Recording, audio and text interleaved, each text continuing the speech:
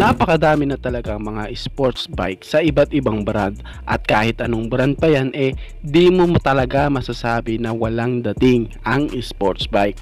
At kilala ang brand na Yamaha sa napakagandang mga motor nila. Mapa leader bike, mid-range sports bike category, mga naked bike, talagang mga maaangas talaga. Kahit sa kanilang mga small cc bike, talagang ang popogi at isa ang Yamaha R6 sa pinagmamalaki ng Yamaha pagdating sa mid-range sports bike category nila. Bukod kasi sa napaka-porma, napaka-aggressive looking ng motor na to, napakalakas din naman talaga ng kanyang power output. Pero dito sa video na to guys is pag-uusapan natin ang motor na kamukhang kamuka ng Yamaha R6. Kopyang-kopya talaga. Kaya tara guys at samahan nyo ako na pag-usapan ang motorcycle na ito. Pero bago tayo magsimula baka pwede naman na pa-subscribe ang aking YouTube channel. I-click mo na din ang notification bell para ma-update kayo sa susunod na aking i-upload. Tara guys at pag-usapan na natin ang motor na ito. Make sure nga pala na makasama ko kayo hanggang dulo para malaman nyo ang iba pang mga detalye may kinalaman sa motorcycle na ito.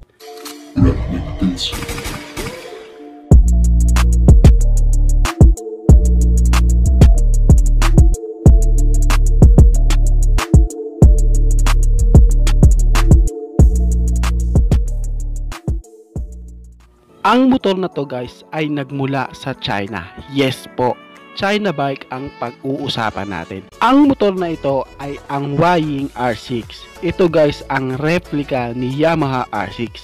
By the way guys, natigil na nga din pala ang production ng Yamaha R6 at pinalitan na nila ito ng Yamaha R7. Ang Huaying R6 ay gawa ng companying Lonsin. Yes, kilala na nga ang brand na ito, ang Lonsin. Ito ay isa ding malaking company motorcycle na nasa China. Pagdating sa panlabas na anyo guys, is talagang R6 na R6 kapag titignan. Syempre, ganun talaga ang mangyayari doon. Pero sa engine specs and another features, doon na talaga magkakatalo. Ang engine displacement ng motor na ito guys is 500cc, samantalang si Yamaha R6 is 600cc.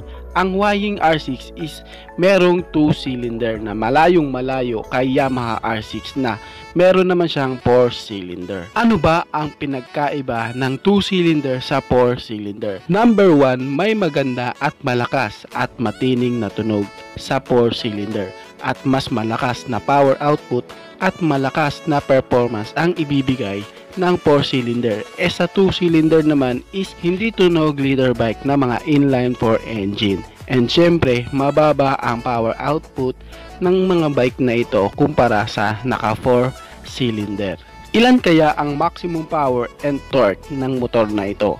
Ang motor na ito ay kaya niyang mag-produce ng 37 HP maximum power at 35 Nm of torque sa maximum power pa lang guys, no? Makikita nating malayong malayo na ito sa Yamaha R6 na nagpo-produce ng 118 HP, samantalang sa Huaying R6 is 37 HP lamang ang kanyang kayang i-produce sa kanyang maximum power. Dahil nga ito guys is ang Yamaha R6 ay naka inline 4, samantalang si Huaying R6 is dual cylinder lamang. Pero kung titignan sa bodyworks at look ng Huaying R6, kopyang-kopya talaga sa kanyang front, sa taillight, tank, R6 na R6, yung tipong kapag unang tingin Yamaha R6 talaga ang masasabi mo. Pagdating sa kanyang braking system is naka dual disc brake na ito sa unahan at single disc brake naman sa likuran. Naka ABS na din ang motor na ito para sa kanyang karagdagang safety features. Naka-inverted fork naman ang kanyang suspension sa unahan. Monoshock naman sa likuran. Side pairings nito, ang pagkakadesenyo kuhang-kuha talaga sa Yamaha R6. Meron na din itong adjustable brake and clutch lever. Pagdating sa kanyang panel gauge, full digital na siya. Pero di ako ganon nagandahan sa kanya kasi nung unang kita ko para siyang panel gauge ng Kawasaki ZX-10R Special Edition. Kung ZX-10R replica to, maaangasan ako kasi pati panel gauge na gaya, kaso replica ni R6 to Sana man lang ginaya na din yung panel gauge ni R6. Okay. Ngayon, magtataka ka talaga kung bakit sa China ang daming mga replika na motor. Samantalang dito sa atin, di dinadala, samantalang madami dito sa atin, sa Pinas, na nagtatangkilik sa mga China bike. Ito kasi ang reason guys. Sa bansang China kasi guys, is di mahigpit ang batas na patent at di ganon kahigpit ang copyright sa kanila. Kung baga walang problema na gayahin basta sa local market lang ibebenta. Yes po, local market lang. Kaya kung tatanungin mo kung ilalabas yan dito sa Pinas, napakalabo po kasi tulad ng nabanggit ko, mahigpit ang Pilipinas pagdating sa batas na copyright. Mahigpit dito sa Pilipinas pagdating sa patent, kaya malabo na ilabas yan dito. Ang patent kasi ay isang intellectual property ng isang brand.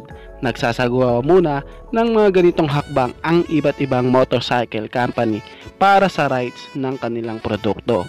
At dahil ang China is hindi ganon kahigpit sa batas na yan, hindi sila ganon makakasuhan dahil sa local market lang naman nila ito ibibenta.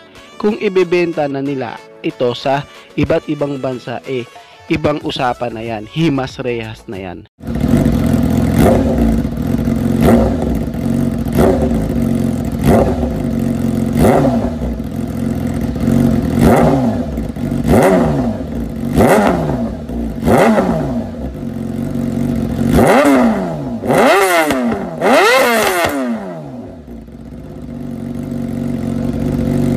Nakakapanghinayang no, sa halaga ba namang 175,000 pesos, may Yamaha R6 Lux ka na. Siyempre, ginawa ko ang video na ito para mapagbigyan din ang iba nating subscriber na naguguluhan at nagtatanong sa mga detalye ng motor na ito, para masagot ang tanong nila kung lalabas ba yan dito at ano-ano pang detalye sa motor na ito. Kaya po ginawa itong video na ito. Napakadami na talagang mapagpipilian na motor, lalo na sa mga sports bike category. Nakakalungkot lang na yung ibang mga gusto nating motor hindi naman nilalabas dito sa Pinas, lalo na kung China bike lover ka. Ganun pa man, okay lang yan. Madami pa namang ibang motor dyan na mura na, maaangas pa.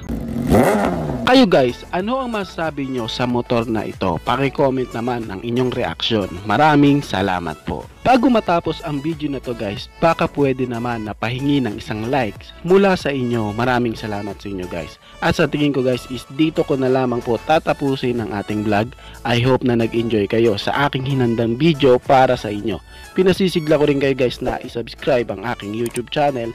I-click mo na din ang notification bell para ma-update kayo sa mga susunod na aking i-upload. Maraming salamat po. So dito ko na lang tatapusin guys. Ichi boy. Thank you!